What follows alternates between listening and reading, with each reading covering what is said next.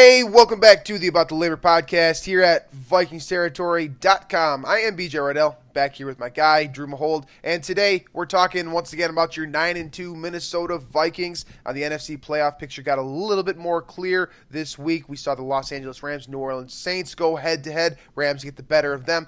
So we're going to do kind of a special pretender or contender segment here, talking specifically about that number 2 seed and who the greatest threat to the Minnesota Vikings are. We'll also talk about role players. We've been getting a lot of comments lately about people saying, CJ Ham doesn't get enough love, Blake Bell doesn't get enough love, what Terrence Newman is doing at 39 is amazing. So, in a position right now where we don't have a whole lot to talk about, seems like a perfect time to, give some daps to, those role players that have played a very big impact both on the Vikings offensive side of the football and the defensive side of the football. And if we have time towards the end, we'll finish up with a little bit discussion about everyone's favorite wide receiver on the Minnesota Vikings, Adam Thielen, at this point. So let's get this thing started right away here. Should be a relatively short episode, starting off with a word from our sponsor here. This is SOCOM Creative once again. Is your website ugly? It's time for an upgrade. It's almost 2018. If your website doesn't look good on a smartphone, you are losing money. That's just how it is. It's time to call an audible. Take your business to the next level with a professional quality website or mobile app, and thank us later. The world is changing. It's time to score touchdowns. Stop missing field goals. Talking to you, Kai Forbath. If you want your business to grow online, you need a web, social media, and mobile presence that gets the job done. SOCOM Creative, they build apps, websites, and create winning strategies. Check them out at www.socomcreative.co. That's SOCOM Creative, folks. www.socomcreative.co. All right, so let's start off with this role player discussion. Nice little improv there on the ad read there. Like that improv with the Kai Forbath. That's professional right there, folks. That's a professional ad read right there. All right, so let's get into the role players now. Start with the offensive side of the football. Like I said at the top of the show, the reason I want to talk about this is because these are players, generally speaking, that nobody's going to talk about, and yet they have been doing a fine job for the Minnesota Vikings this year. We'll split this up offensive and defensively. So starting with the offensive side of the ball, we got candidates such as CJ Ham, the fullback, who has made a fabulous transition from playing running back last season. We've also got guys in there like Blake Bell, the hulking tight end out of Oklahoma, a former quarterback, that's actually done a great job blocking this season. So, Drew, who is the role player that has stood out to you the most this season? I guess who deserves more, credit than he's possibly getting at this point in the Vikings season?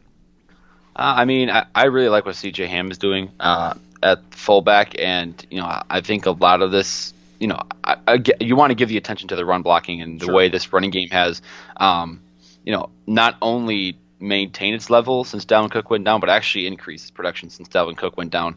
And I think a lot of that credit needs to be given to CJ Ham at fullback, and they're not always running out of a fullback, a set with a fullback included in it, but when he's in the game, he's usually creating holes, helping to create holes. He's also been really good in pass protection when called upon in those play action sets out of the the eye or the offset eye in formations. And then obviously I think an underrated aspect of his game is as a runner when he's called on for short yardage situations. As Vikings fans, followers, we can finally remember Matt Asiata last year getting stuffed on 3rd and 1 every single time that he attempted it, and CJ Ham seems to be converting those short yardage situations with relative efficiency. So I like what CJ Ham is doing. That's not to take away from the Jarius Wrights, the David Morgans, the Blake Bells, but I just think CJ Ham filling in after playing completely different position a year ago to come in and do what he's done to help this running game improve.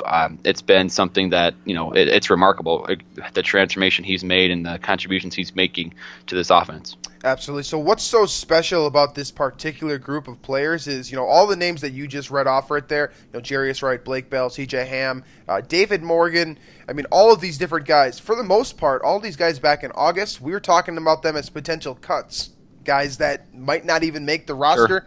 Sure. Blake Bell wasn't even on the roster. Yeah, he shows up on September 1st. The Vikings are getting production from across the board, and we always are talking about guys like Case Keenum, Jerick McKinnon, Stephon Diggs, Adam Thielen, Kyle Rudolph. But what a lot of these guys are doing is special. In particular, running the football like Drew said. These jumbo sets that they've been running. David Morgan and Blake Bell have been outstanding as blockers. You've seen Pat Shurmur kind of get creative in the red zone in particular. That's because of guys like Bell, who has done a good job running routes and also blocking at the goal line. Guys like C.J. Ham, who are athletic enough to not only block in the I formation, but also split out in the flat and potentially catch a pass. There's a lot of danger kind of towards the bottom of this Vikings roster. But I want to talk about Jarius Wright, because that's a guy I think, on this show in particular, we referenced him multiple times as, kind of a guy that was on the border, especially with such a deep wide receiver group. He has been outstanding this year, catching a lot of short patterns, crossing routes over the middle. Mr. First Down, as a lot of people like to call him on Twitter.com. What have you seen from him this year that has, allowed him to have a greater role in the offense to a degree than he has in recent years? We saw him being inactive a lot of years in years past. What is he doing so well for you right now that you're, I guess, impressed with Jarius Wright? Well, nothing really different. I mean, it's just Jarius Wright doing Jarius Wright things. He lines up in the slot. He'll run that short crossing route and get you a first down. He'll catch a quick bubble screen on the outside and take it in for a 10-yard touchdown like he did against Washington. These are things that we know, we knew he could do already. I think people have had doubts about him, myself included, just because he can't really play outside.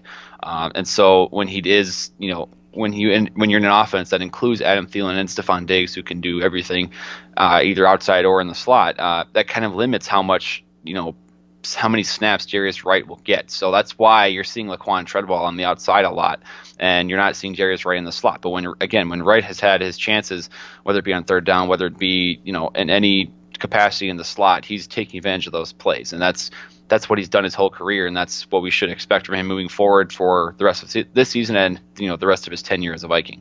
Yeah, absolutely. He has been an exciting player, basically playing a very, as you mentioned, kind of a limited role. He's virtually been a slot receiver for, I guess the better half of his career at this point. He played a little bit on the outside when he was a rookie, I remember that. And, when the Vikings had, I guess, a less stacked receiver corps, he was asked to do a few more things. But for the most part, primarily operating out of the slot. When I went back and watched all the Case Keenum throws earlier today, I noticed there were a couple times where Jarius Wright did line up on the outside. But for the most part, that was kind of a decoy situation. I didn't see him getting many quality looks out on the outside. But what's so impressive to me about him out of the slot, particularly on that crosser route, that about 8-yard crossing route that we see him run, I think he probably runs it 3 or 4 times a week, and generally speaking, you're going to see him get 1 or 2 big catches on that route. How are they not stopping this? Like, you've seen this on film for 11 weeks now, and he's been in the league for 5 years now for Jarius Wright? How are you not stopping him on these routes? We saw Quandre Diggs get burnt a couple times against Detroit last week.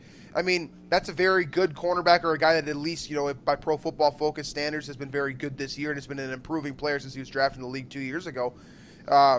Jarius Wright has, to some degree been unstoppable man on man.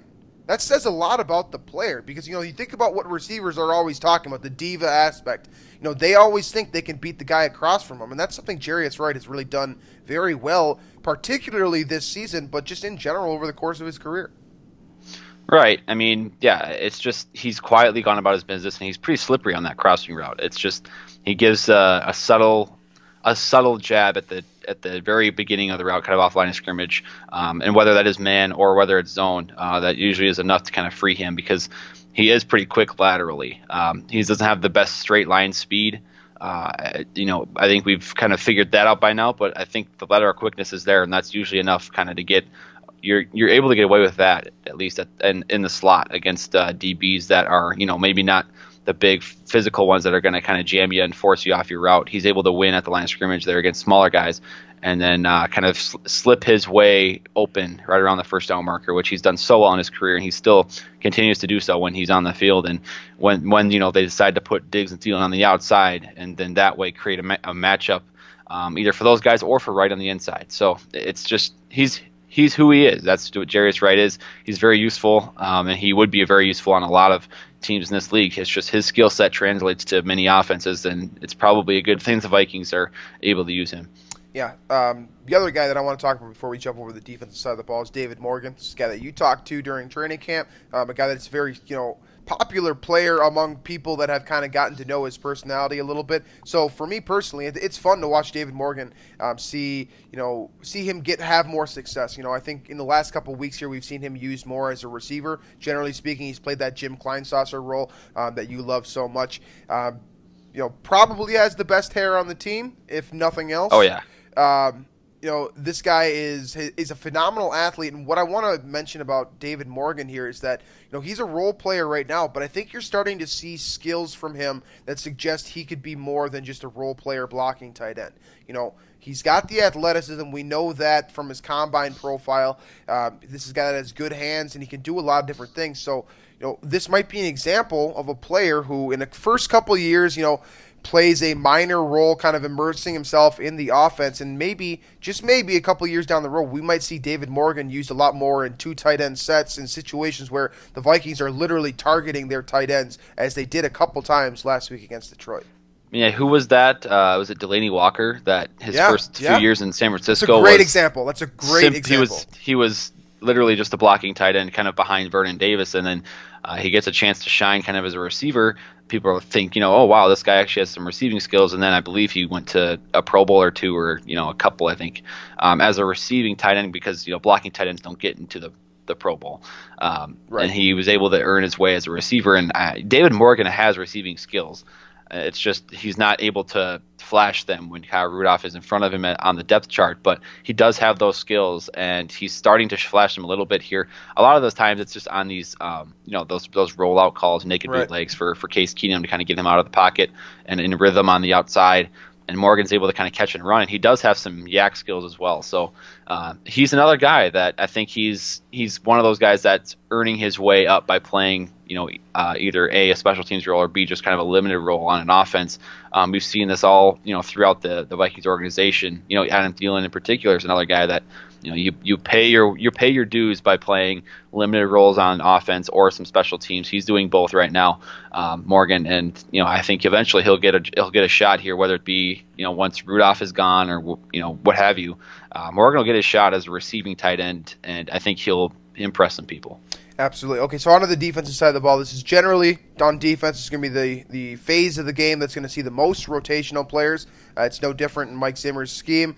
He has been using all kinds of different athletes in all kinds of different roles virtually since he got to Minnesota. This year is absolutely no different. What's interesting about this year, though, in particular, is how many role players you're seeing and how many different guys you're seeing having an impact, particularly in that secondary. You've got guys like Mackenzie Alexander and Terrence Newman who have been kind of switching off in that slot role to a degree. Also, both guys have played on the outside, but both of them, again, playing behind guys like Xavier Rhodes and Trey Waynes.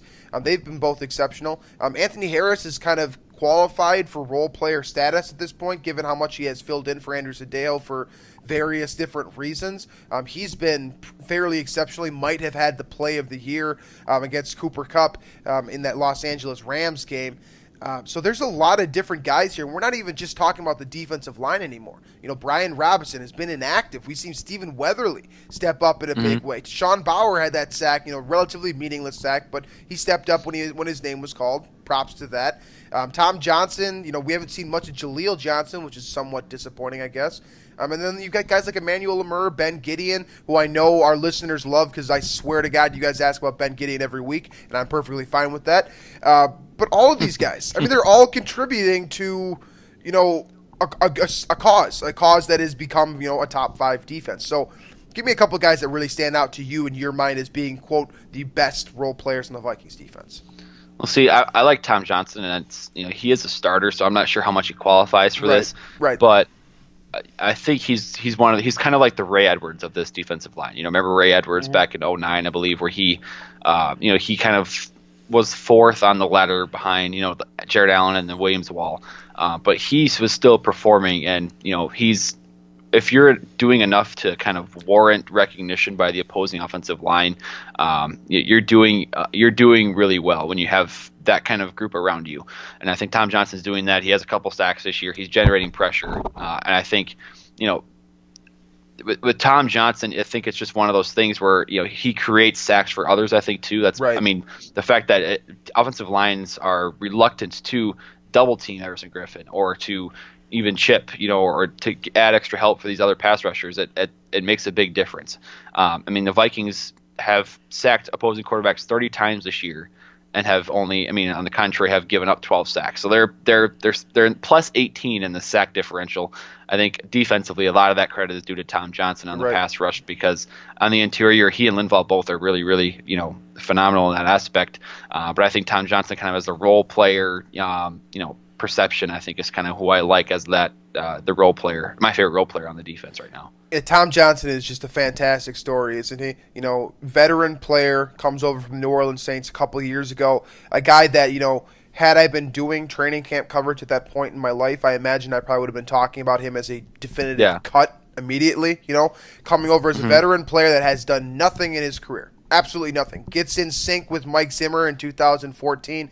He's been a great story. Basically 2 to 5 sacks every single year since then from that 3 technique spot on the defensive line. A role that Geno Atkins, by the way, played in Mike Zimmer's former defense. So, props to Tom Johnson for not just grasping the system immediately, but doing it at a very high level for 3 years. He's early 30s. This is a guy whose career, in theory, is probably coming to an end pretty soon here, and yet he continues to produce at a high level. Let's get to that second level now as the rotational players. I mentioned Ben Gedeon. I mentioned Emmanuel Lemur. Both of these guys, in my opinion, have been relatively uneven this season. On top of that, both of them are only playing, between the two, roughly 20% of the snaps a game. So you're not going to see a whole lot of either guy. But I want to give credit to Emmanuel Lemur because that's a guy that we have gave a ton of crap to. I remember when we were in Mankato and we were talking with Andy Carlson, Arif Hassan. I thought he was going to get cut. Sam Edstrom, I all was of those pretty guys. bold, about him getting cut. Yeah, I didn't think he'd make the roster. Every single one of us. I think when we did the cut show, every single one of us said Emmanuel Lemur was getting cut, and he has came in and his coverage has been adequate. He's coming up and making tackles in one-on-one situations when given the opportunity. So I've been pleasantly surprised. I think with Emmanuel Lemur is probably the best way to put it. I think that he, Vikings fans to a degree need to lay off him a bit because he has been very solid in his third season now with the Vikings. Maybe he's starting to grasp it a little bit more. But Ben Gedeon's probably the one that you guys want to hear us talk about just because, like I said, I don't know what the fetish is with Ben Gedeon. I think he's a really cool player. I think he's really funny if you watch 96 Questions with Brian Robinson. For sure.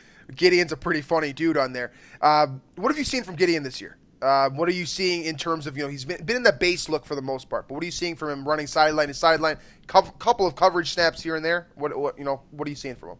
Yeah, I think this is kind of what we expected from him. He'd be pretty solid in run support. I think he's filling his gaps the right way in run support. I haven't seen too many mistakes there. I have the mistakes I've seen have been in coverage where he's either he's bit too hard on a play action fake and allowed a tight end to get behind him, or it's been getting run out of a play on a screen, something like that. You see those mistakes a little bit in the passing game, but against the run, I think he's been rock solid, and I think that's kind of what we expected from him.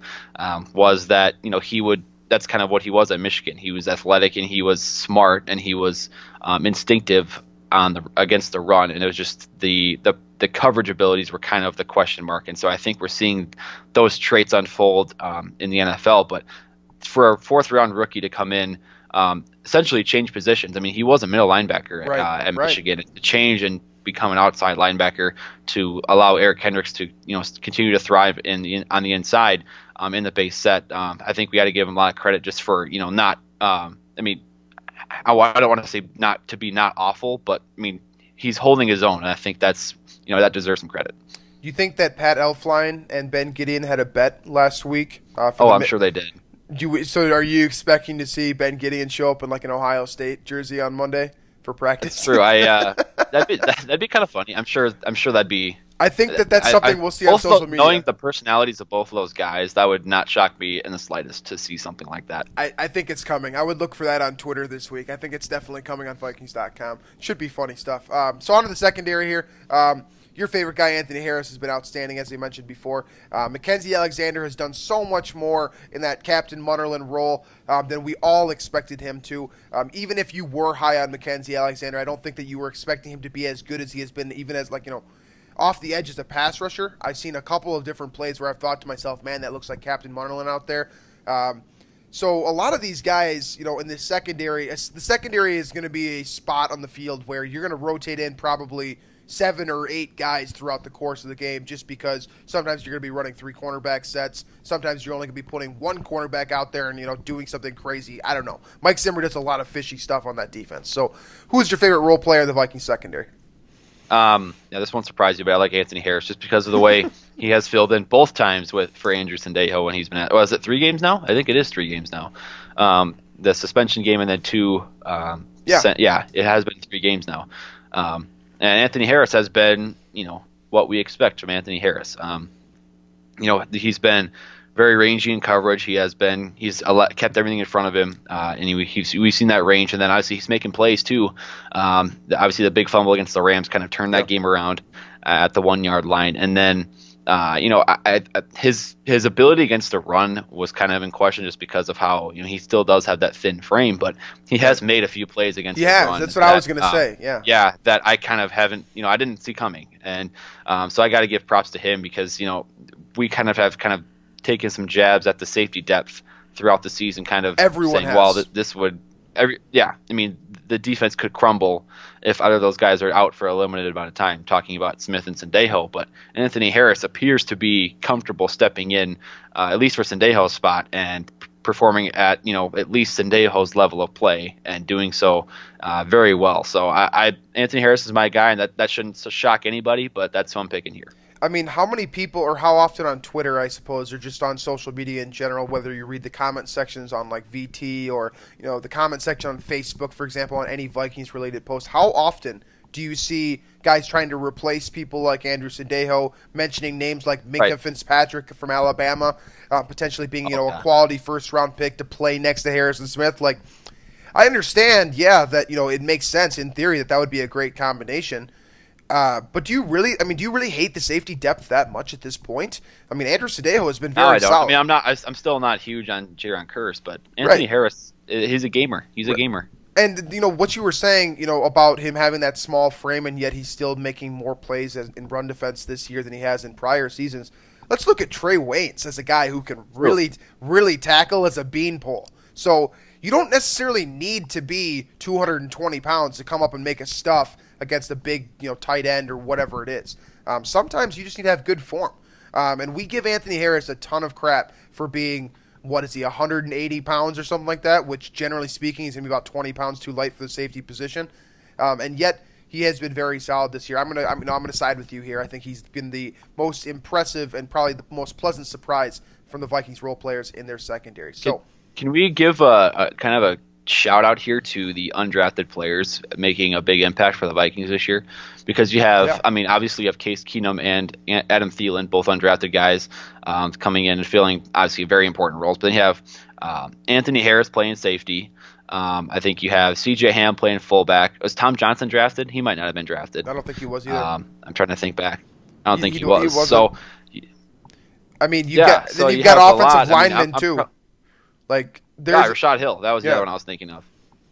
So there's a lot of guys. And Nick Easton was undrafted, I believe. No, he might have been he was 6th round pick, I think. Yeah, but regardless, the point still stands there that late round picks and undrafted players, and I guess the overarching point here is that a lot of players are contributing when we expected them to probably be cut.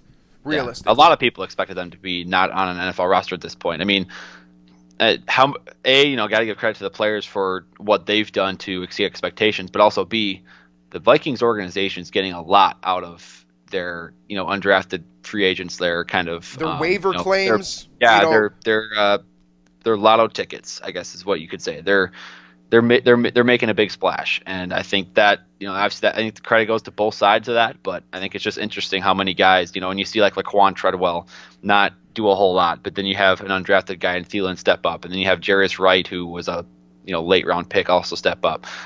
It's just it's cool to see these guys that weren't really much of a prospect or didn't get much attention out of school, and they come in and they're making big plays on one of the best teams in the NFL. That's beautiful. It's like a bunch of 3-star players, succeeding at Central Michigan or something like that, and going up and competing with the biggest, baddest teams in the league. It's very impressive. It's outstanding scouting.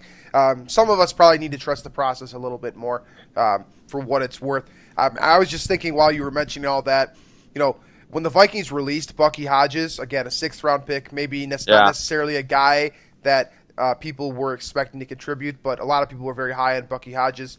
When they released him to sign Blake Bell, a lot of people thought to themselves, myself included here, what the hell are the Vikings doing? Why would they get rid of a guy that just learned the playbook to bring in, a guy who has basically been he's done nothing in his career to this point. He's done some, he's in the NFL, he's going to get pension, that's all well and good, but he hasn't done a whole lot, and yet the Vikings make the swap, and Blake Bell, for what it's worth, has been very solid in his role. So a lot of different role players contributing.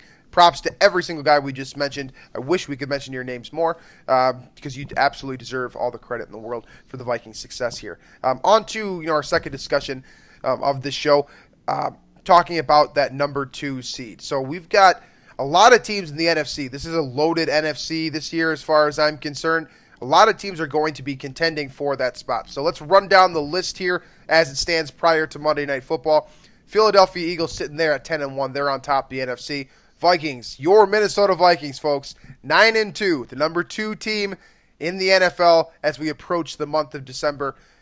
I don't know. That's just I had to pause just to let that sink in one more time.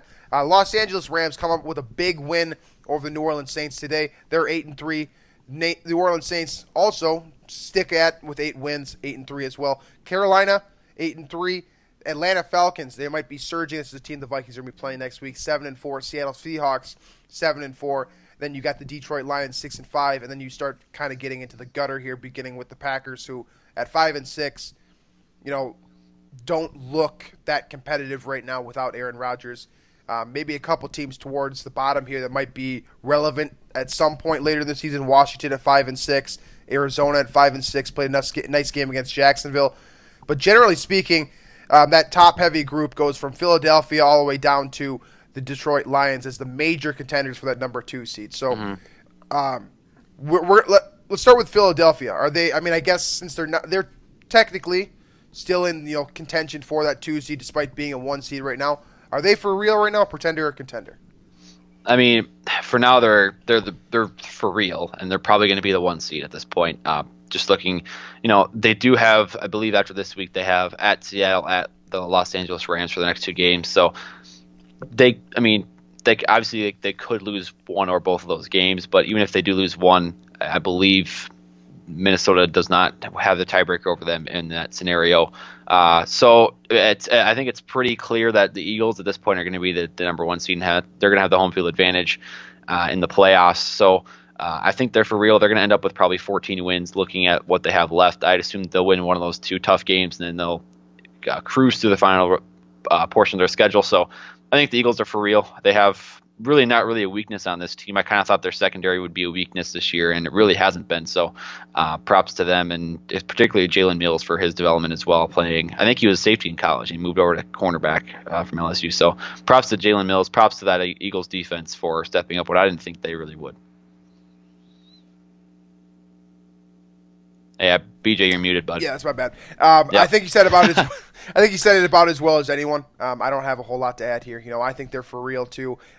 Anytime you can get to 10 wins in 11 games, and it'd be difficult for me to objectively tell you that this team isn't. I mean, for for what it's worth, I think their strength of schedule is it might be the easiest in the NFL. But yeah, I saw they are steamrolling teams. Right. So I mean, if they were winning by 10 to 7 points every week, that's one thing. But I mean, they're steamrolling teams each week. So their point differential right now is 160. Yeah, I mean, God. Yeah, I mean, they drilled the Bears today by 28. They beat the Cowboys by 28. 28 the week before. That's 3 straight 28-point wins for them. I think so. It's 31-3 today against the Bears, 37-9 against the Cowboys. Then the other bye week, they had 51-23 against the Broncos, 33-10 against the 49ers, 34-24 the Redskins. Their last win that was a within 1-score game, Panthers week 6, 28-23, and the Panthers are a good team. So they're 8-3 as well. I don't necessarily love the strength of schedule argument against teams, just because all that tells me is that they haven't played anyone good yet, which means they simply haven't reinforced the fact that they're a good team, which means that hypothetically speaking, they could go in and put up 28 on, Los Angeles next week if they were playing them. So I think the Eagles are definitely for real. Let's move on to the Rams here. 8-3 mark, come up with a big win against New Orleans Saints today, as I mentioned a couple times on the show. Jared Goff has looked very good. Todd Gurley has looked very good. That defense has gotten considerably better. Seems like that wide receiver group as a whole. Cooper Kupp with a huge, monstrous game today, coming off of that kind of epic failure of a performance against Minnesota. Rams, real, not pretender or contender? I still don't know. I'm gonna say contender, but I still can't officially. It's weird. I can't really buy in yet to Jared Goff, and maybe it's just because Jeff Fisher really got into my head last year by disguising the Rams as some awful offense. But they have outside of I can't buy into Robert Woods as a really good receiver, and I know Sammy Watkins has been talented, but he's been very on and off. Yeah. Todd Gurley is obviously elite as a runner. This offensive line with Andrew Whitworth is pretty good, but it's just it's weird to me that Jared Goff is making Robert Woods look like a really good receiver and vice versa. That's just weird for me to buy into. But I guess for now I'm going to say contender because, they just beat the Saints who had 8 straight wins coming into today. So by default, I'm picking the Rams as contenders and probably not – they are for sure a candidate to swipe the 2 seeds from the Vikings. Yeah, let's reiterate that fact real quick here. We're not talking pretender or contender for the postseason at this point. We're talking pretender or contender for a first-round bye. Just to reiterate that one more time, the Rams are definitely a postseason contender. That's definitive. It's just a matter of are they a number 2 seed contender? I'm going to say yes. I like Todd Gurley. I like their running game a lot, and that defense is, the secondary is a bit of an issue as we saw, last week. But I do think this team is very, very good. They can throw the ball with virtually anyone. I think that last week against the Vikings, scoring only 7 points on offense, the Vikings played tremendously well, but I also think to a degree it was kind of an anomaly. I think that offense is still a very good offense. They came in against a very good Saints defense and put up a very respectable score.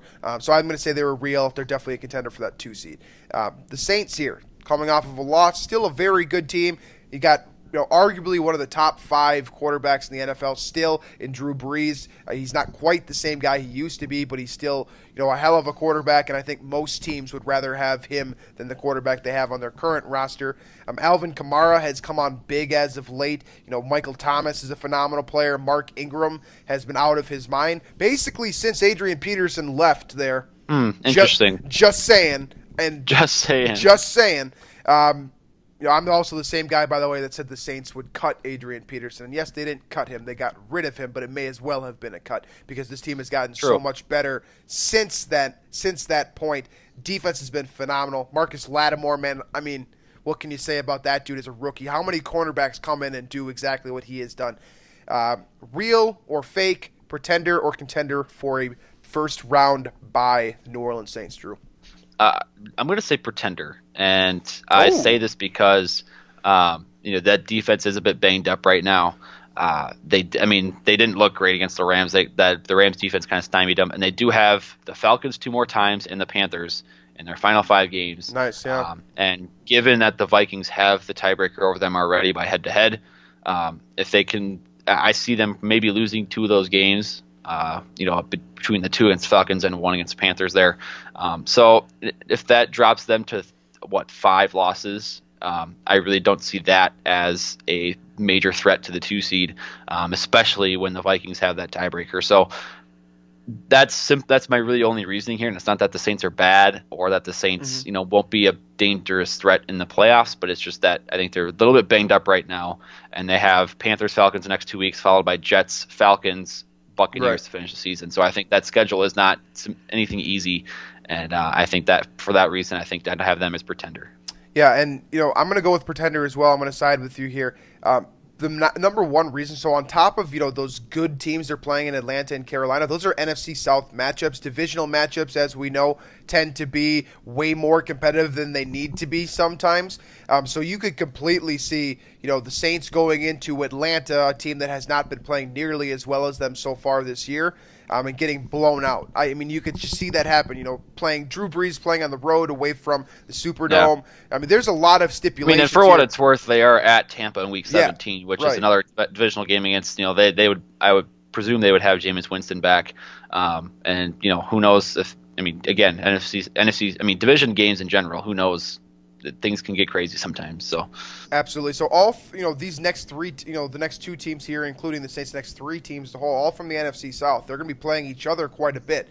So that definitely helps the Vikings here because they're going to be beating up on each other. But how impressive! I didn't even notice this in the NFC South right now. You got 2 8-3 teams and a 7-4 team.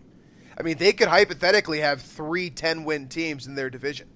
Which is 11. They could. Well, I guess I don't know if that's even mathematically possible given what their schedule looks like and how much times they're going to be playing each other. But it's possible that there's 3. It's very possible that there's 3 NFC South teams in the playoffs, which would be kind of cool to see unfold. Absolutely. So Carolina is the next team here. We both just called the Saints pretenders. What do you have to say about Cam Newton, Christian McCaffrey, who has been hilarious because he's basically been a wide receiver, as you said back in April this year.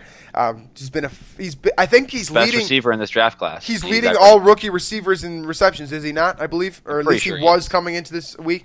So you got firepower on offense. Luke Kuechly, pray for him that he doesn't get another concussion, but still one of the I'm going to say definitively the best middle linebacker in the NFL, at least from a 4-3 suit.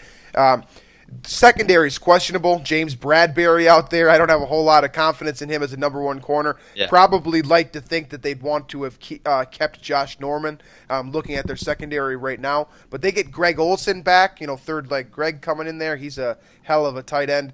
They got some firepower. Real or fake, pretender or contender for that number 2 seed and a first-round bye. See, the Panthers are so confusing to me because they've won so many games this year, even though, despite just awful performances from this offense. When they beat Tampa Bay. Yeah, that was the Tampa Bay game when they won 17-3, and they had barely over 200 yards of offense, and they still won that game. And then that was following a game against the Bears, which they scored 3 points against the Bears defense. And it just seems like they'll light it up one week with 45 against the Dolphins, and then they'll barely scrape by the Jets like they did this week. It's just I don't understand this team, and I feel like they've won a bunch of games this year they really should not have. So yep. I'm going to say pretender, and I think that will show in the next few weeks here because they do play the Saints, and then they have the Vikings, and then they have the Packers when Rodgers is eligible to return. And then they have Tampa Bay and at Atlanta to finish the season. So not the easiest schedule for them either.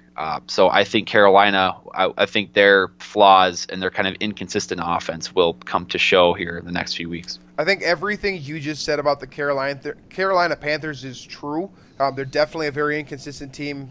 Cam Newton has been relatively erratic. I think we've made the joke at least 3 times throughout the year about his fantasy football status. Some weeks he'll show up and get you 8 points, and sometimes he'll get you 32 or something like that. So they're super inconsistent. But I'm going to give them contender status for one reason. And what's interesting about this is that I'm going to use schedule here just like Drew did, but I think the reason what makes them a contender is the fact that they control their own destiny, essentially. They got the Vikings next week playing at home. Or excuse me, that's Atlanta. Carolina is playing in 2 weeks against the Vikings, so they could beat the Vikings, jump over the Vikings in theory at that point. True. If Minnesota goes into the Georgia Dome and loses to Atlanta. So they control their own fate because they play the Vikings and the Saints. The Saints, in theory, do not control their own fate because the Vikings have already gone and beaten them early in the season. So I'm going to say they're a contender simply for the fact that they are able to, in theory, leapfrog a lot of different teams by just simply winning the rest of their schedule here. They're going to need to play a lot better, a lot more consistent football, but they're certainly in play for that number 2 seed. Atlanta might be one of the more, intriguing teams that we talk about in this segment. Yeah. Because we've talked about, I feel like early in the year, we didn't see the Super Bowl hangover. Steve Sarkisian came in and did a really nice job for that offense. He hit a lull in the middle there where that offense was barely doing anything.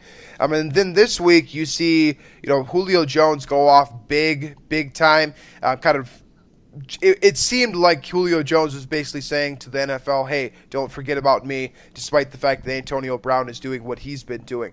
So this offense has a lot of firepower. This defense has some very good playmakers. Des Trufant is one of the best cornerbacks in the NFL, one of the more overlooked guys as well. Dontari Poe and Vic Beasley do a lot of different things on that defensive line as well. So are these Atlanta Falcons, the NFC reps for the Super Bowl last year, are they pretenders or contenders for a first-round bye? See, I have contenders for Atlanta because I just think that 3-game stretch earlier in the year where they lost, I think, to Buffalo, Miami, and the Patriots, all AFC East teams, I feel like that was very fluky. And, when I look back at it, it just seems like, there was some chemistry issues, whatever it was. And since then, they've really corrected those problems. They ran into a Panthers defense at Carolina and lost, but otherwise they've been nearly flawless. And they ran circles around Tampa Bay, and then coming down the stretch here, they do kind of, in a way, they control their own destiny too.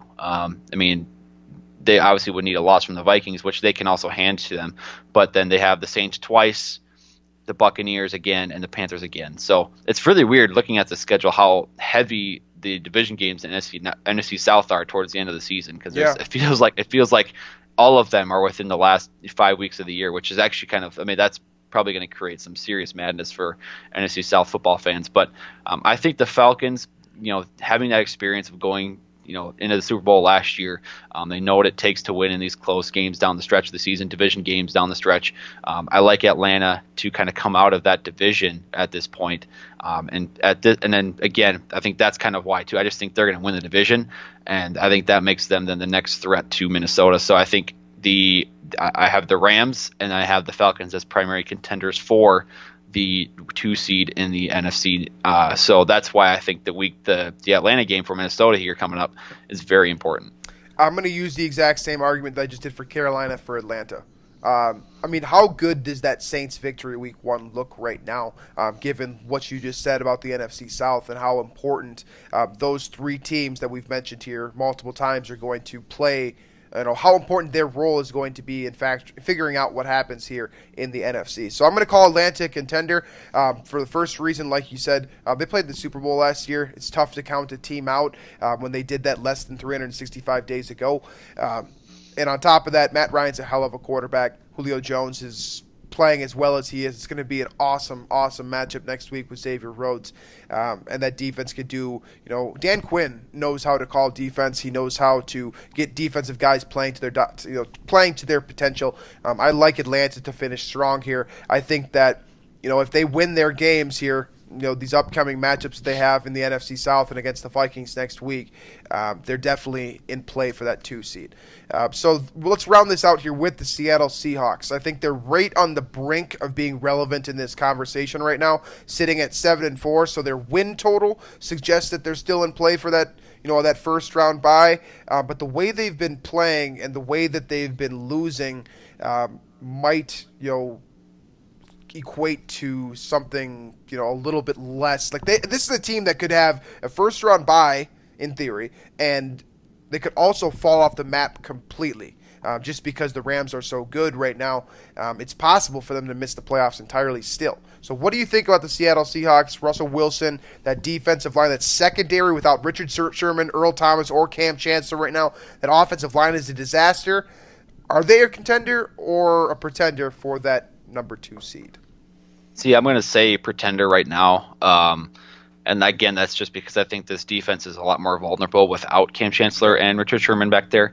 And I think that offensive line is still not reliable enough for me to kind of, say that it's good enough to overcome those deficiencies on defense, those guys gone. So for now, I'm going to call them pretenders. And looking at their schedule too, theirs is not a cupcake here the next 3 weeks. They have Philly, then they have at Jacksonville, then they have the Rams. And I will say this about the Rams game, though. They did beat the Rams earlier this year. So stealing that one, having that tiebreaker again, and also gaining a game on the Rams could be huge for winning the division. So I think it's very possible that they win that division, but I don't think I'm going to put them in the contender category for the 2 seed at this point, just because, again, I think those next 2 games plus the way that secondary looks, they're very beat up right now. So I'm going to say pretender. That right there is exactly was going to be my reason for calling them a pretender. In order to get that number 2 seed, it's probably going to take 12 or 13 wins this year, it seems. Like you said, the next 3 weeks, Rams, Jacksonville, and then who was the third? There's a third team in there, I believe. That basically the next 3 weeks Eagles. They have the Eagles. So they have the Eagles next week. So. Next 3 weeks are going to be very tough against 3 different teams that can definitely move the football vertically. And that secondary is a disaster right now. So they have 7 wins right now. In theory, if they don't win all 3 of those next games, they're probably out of contention. So I'm just going to play probability here and bet the odds that they lose one of those 3 games to a team that is in theory probably better than them, at least right now, and might have an advantage on the field in terms of playing at home, away, all that different stuff, all the stuff that goes into those algorithms and whatnot. I just think that if you plug it into a computer right now, the Seattle Seahawks do not look like a strong candidate to get a first-round bye this year. But I'm never going to overlook them just because we've seen them do what they have over the last couple of years, and they've been virtually a dynasty during the Pete Carroll era here. So I think that wraps up the Pretender-Contender segment, and I think that wraps up the show as well here. So thanks, guys, for joining us this week. We apologize once again for all the technical difficulties we had on the About the Labor pregame show earlier today. Hopefully, you guys still checked that out and had a good time learning about Case Keenum a little bit. So we'll be back on Wednesday. I'm not sure at this point what we're going to be doing. Just because we'll probably have to figure something out again. It'll be elite content. That's all we know right now. Yeah, that's all you really need to know. It'll be some more elite content for you guys coming on Wednesday, then once again on Friday as well. So we hope to see you guys later on this week. Make sure to check us out: iTunes, Stitcher, Google Play, iHeartRadio, VikingsTerritory.com. Hit the subscribe button if you haven't already for more elite content, not just the About the Labor podcast, but also Sam's Bump and Run and the Vikings Territory Roundtable, which is generally is going to appear once every week on the YouTube channel. So thanks for following us, guys. Thanks for joining us once again, and we will catch you on Wednesday.